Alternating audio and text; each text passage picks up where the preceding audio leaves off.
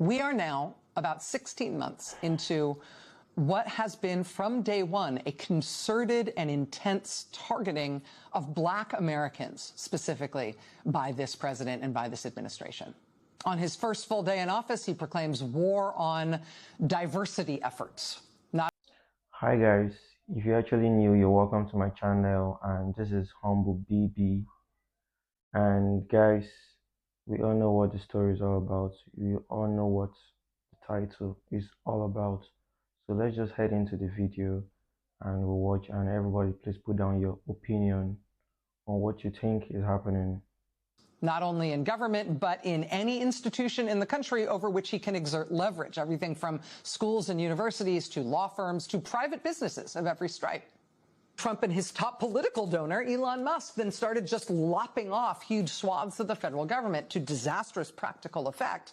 The largest and most egregious cuts targeted federal agencies that employed a disproportionate number of Black employees. That anti-segregation clause has been in government contracts for decades. Donald Trump overtly reached out to rescind it, which means bluntly. Guys, I don't understand, like, the Black voted for Trump. So why is all this happening?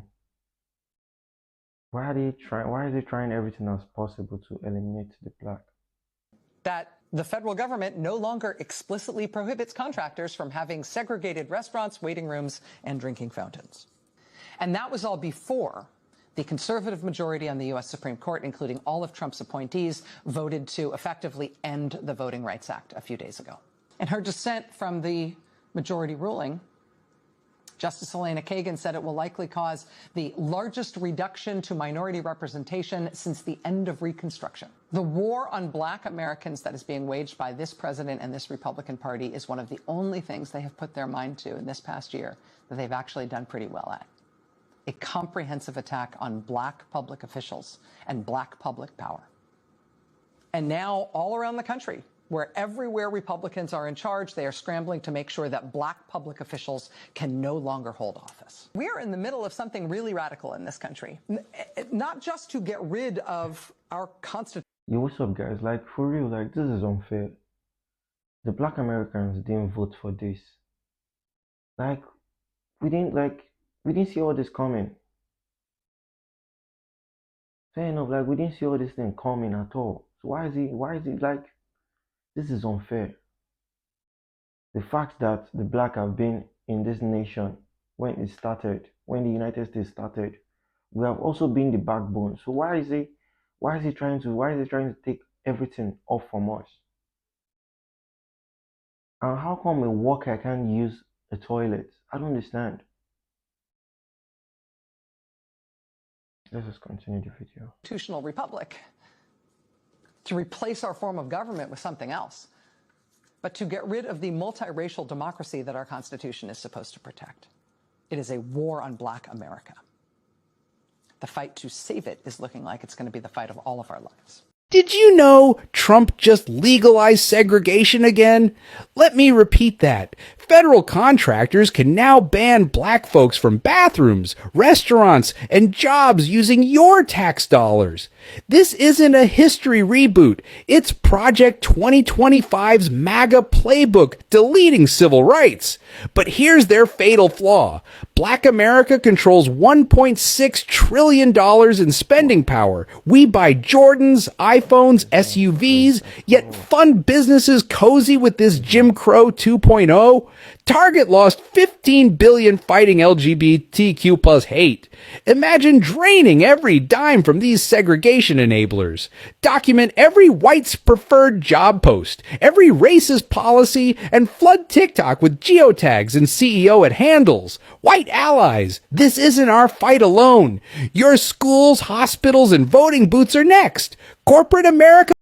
Guys, at this moment, I don't know what to say anymore. Please, I want to hear your thoughts in the comment section. What are your thoughts? What do you think is need to be done? Like, majority of the Black Americans voted for Trump.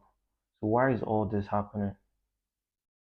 Why is all this happening? Majority of the Black Americans voted for Trump. So why is he Why is he doing it the other way around? Why? So guys, please, it's important.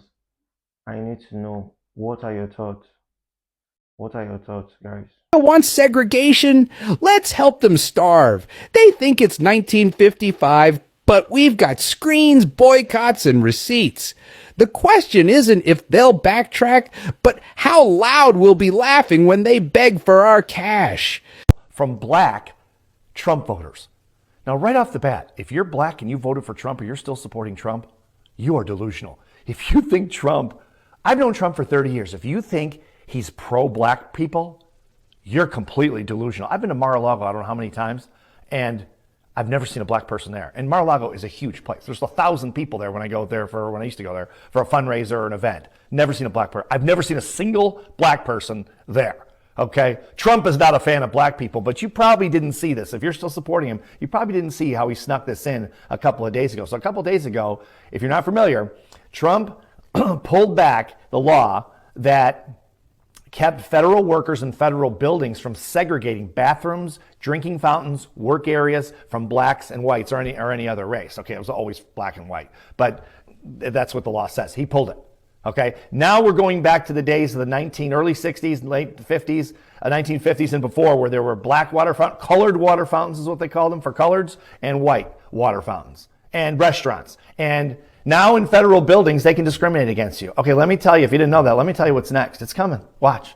The civil rights. Southern states are moving like lightning right now to eliminate as many black majority districts as possible. Yeah, I think this comes back to racism. I think we can thank the Supreme Court for this decision and all the anti-DEI stuff that's going on around the country. We are just headed right back down the segregation road. I mean, the argument that the Supreme Court made, that Justice Alito made in his decision, was that we don't need to have these protections anymore because racism is a thing of the past. And then within hours and days of that decision, all of the Confederate states are rushing to erase black districts. Louisiana, Mississippi, Alabama, Tennessee, North Carolina, they are all actively working to redraw maps to erase districts with black majorities. The Voting Rights Act was necessary because since the end of slavery, white America has done its very best to make voting as absolutely hard as possible for black Americans, saying nothing of their experience in everyday life. This is political. This is not about race. As I noted, the